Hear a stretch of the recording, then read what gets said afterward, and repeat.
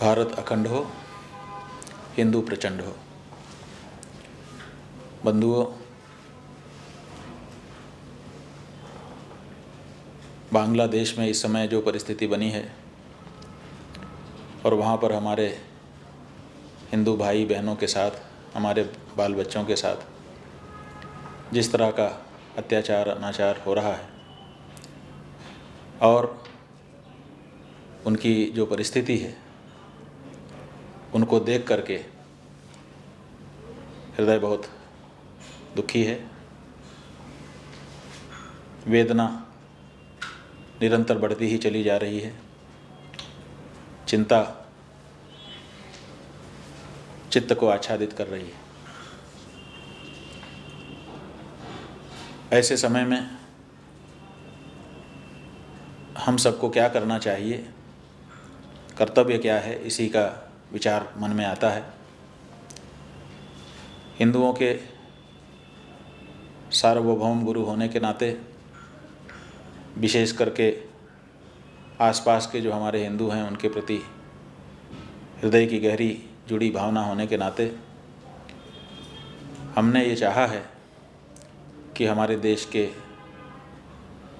राष्ट्रपति महोदय, प्रधानमंत्री जी और हमारी सरकार ऐसे समय में हम हिंदुओं की रक्षा के लिए आगे आए। इसीलिए जैसे ही ये घटना वहाँ पर हुई थी, तख्तापलट हुआ था, उसी दिन हमने एक वक्तव्य वहाँ की सेना के नाम जारी किया था कि आपका ये दायित्व है, आपने निवर्तमान सत्ता से अपने हाथ में सत्ता ली है, आप आगे चल कर के जो भी करेंगे, लेकिन इस समय सबसे ज़रूरी कार्य है कि आप इस बारे में ध्यान रखें कि बांग्लादेश में जो हमारे हिंदू भाई रह रहे हैं, बहनें रह रही हैं, परिवार रह रहे हैं, उनको किसी प्रकार की चोट चपेट न लगे, आँच ना आए।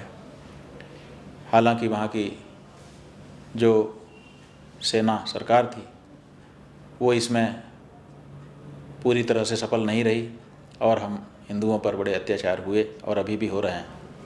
इसीलिए हमने आज भारत की महामहिम राष्ट्रपति श्रीमती द्रौपदी मुर्मू जी के लिए एक पत्र भेजा है। उस पत्र को आप सबके सामने भी हम रखना चाहते हैं। पढ़ करके हम उसको सुना रहे हैं और फिर इस पर आप सबका भी सहयोग हम चाहेंगे।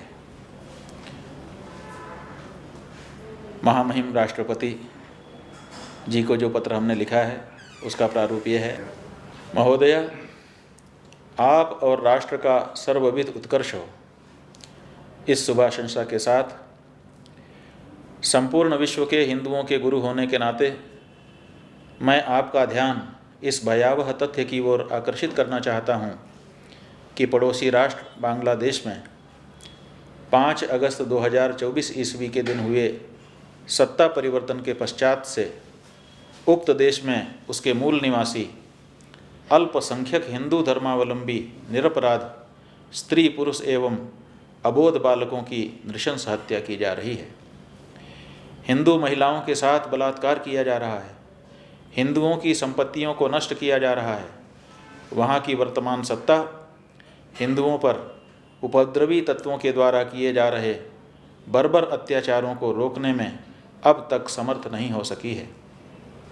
यह सर्वविदित तथ्य है कि वर्ष 1947 में भारतवर्ष का विभाजन चरमपंथियों की इसी चिंतन धारा के आधार पर हुआ था कि हिंदुओं तथा मुस्लिमों की धार्मिक मान्यताओं, रूढ़ियों, प्रथाओं, उपासना पद्धतियों, सभ्यताओं, संस्कृतियों, इतिहासों आदि के अंतर के कारण ये दोनों दो पृथक राष्ट्र हैं और इनसे एक राष्ट्र का निर्माण नहीं किया जा सकता है।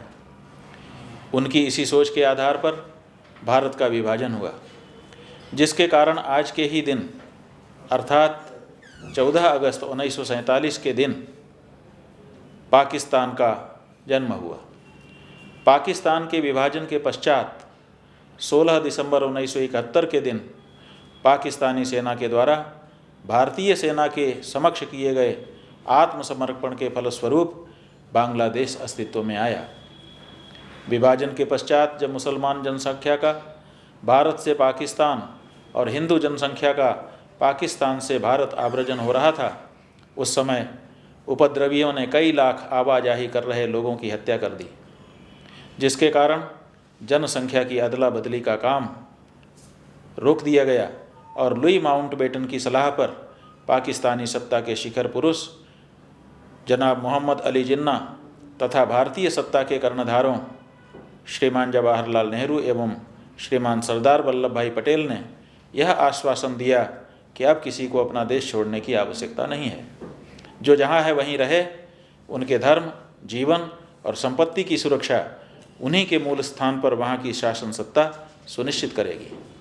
ऐसी स्थिति में बांग्लादेश में रह रहे वहाँ के मूल निवासी हिंदुओं को, जिनके कि पूर्वज विभाजन के पूर्व भारत के ही नागरिक थे, उनकी सुरक्षा सुनिश्चित करवाना या करना हिंदुओं के वोट से अर्जित बहुमत प्राप्त भारत की सरकार की न केवल नैतिक बल्कि वचनबद्धता जन्य जिम्मेदारी भी है। भारत संघ के द्वारा पारित किए गए नागरिक संशोधन अधिनियम 2019 के अंतर्गत 31 दिसंबर 2014 ईस्वी तक अफगान, पाकिस्तान तथा बांग्लादेश से विस्थापित भारत में प्रवेश कर चुके हिंदुओं और उसके व्युत्पन्नों को भारतीय नागरिकता देने का प्रावधान से भी यह द्योतित होता है कि वर्तमान भारत सरकार को अपनी पूर्ववर्ती सरकार द्वारा दिए गए वचन का न ही केवल बोध है बल्कि इसके लिए वह प्रतिबद्ध भी है। विविध माध्यमों से ज्ञात होता है कि भारत में 1.25 करोड़ के लगभग रोहिंग्या मुसलमान और बांग्लादेशी मुसलमान घुसपैठिए रह रहे हैं। उनको अविलंब भारत से उनके देश में भेजकर भारत को अपना भार हल्का कर आपाततः हमारे हिंदुओं को, जिनके लिए यह राष्ट्र बना है, उन हिंदुओं को हिंदुओं के प्रबल समर्थक एवं रक्षक माने जाने वाले माननीय प्रधानमंत्री श्रीमान नरेंद्र दामोदर भाई मोदी जी के नेतृत्व वाली आपकी सरकार को तत्काल अल्पकालिक शरण देनी चाहिए। पश्चात उनके लिए बांग्लादेश के भीतर उनको सुरक्षित रूप से रहने की स्थायी व्यवस्था हेतु वर्ष 1971 ईस्वी में भारत सरकार द्वारा शरणार्थियों की समस्या के स्थायी समाधान हेतु उठाए गए कदमों की भांति सभी आवश्यक कदम उठाने चाहिए। अतः ऐसी स्थिति में आपसे और आपके माध्यम से माननीय प्रधानमंत्री जी से मेरा यह व्यक्तिगत और समस्त हिंदुओं की ओर से उनके जगत गुरु के रूप में यह साग्रह अनुरोध है कि जब तक बांग्लादेश के अंदर हिंदुओं की सुरक्षा व्यवस्था पूर्ण रूपेण सुनिश्चित नहीं कर ली जाती, तब तक वहाँ से पलायन कर भारत की सीमा पर एकत्रित हुए करुणा की पुकार कर रहे बांग्लादेशी हिंदुओं को भारत में सेना और प्रशासन के नियंत्रण में शरण दी जाए। हम ये वचन देते हैं कि उन शरणार्थी हिंदुओं के भोजन और वस्त्र पर होने वाले व्यय भार का वहन हम हिंदू धर्माचार्य, हमारे धर्मावलंबी और हमारे हिंदू धन कुबेर करेंगे।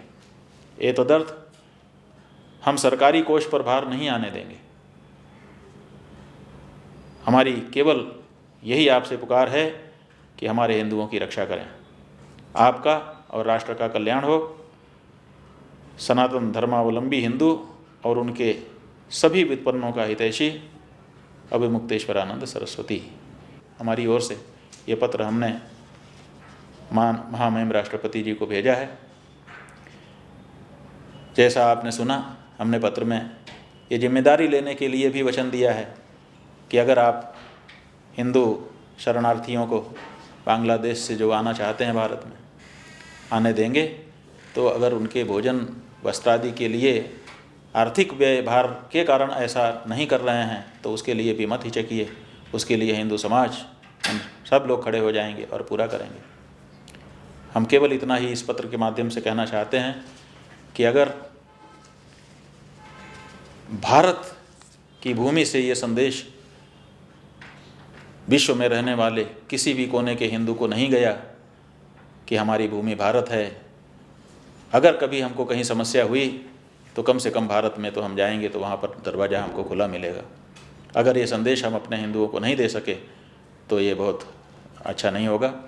इसलिए प्रत्येक हिंदू को इस बात का भरोसा होना चाहिए कि संकट में अगर हम पड़ेंगे, भले हम बाकी दिन कहीं रहें, लेकिन कभी संकट होगा तो भारत हम जाएंगे। वो हमारी भूमि है और वहाँ हमको आश्रय जरूर मिलेगा। इतना विश्वास तो कम से कम विश्व में रहने वाले प्रत्येक हिंदू को भारत की सरकार को देना ही चाहिए। इसलिए तत्काल इस पर कदम उठाए जाने की आवश्यकता है। हम चाहेंगे कि इस पर तत्काल कोई न कोई निर्णय भारत की सरकार ले और उससे हमको अवगत कराए। नारायण।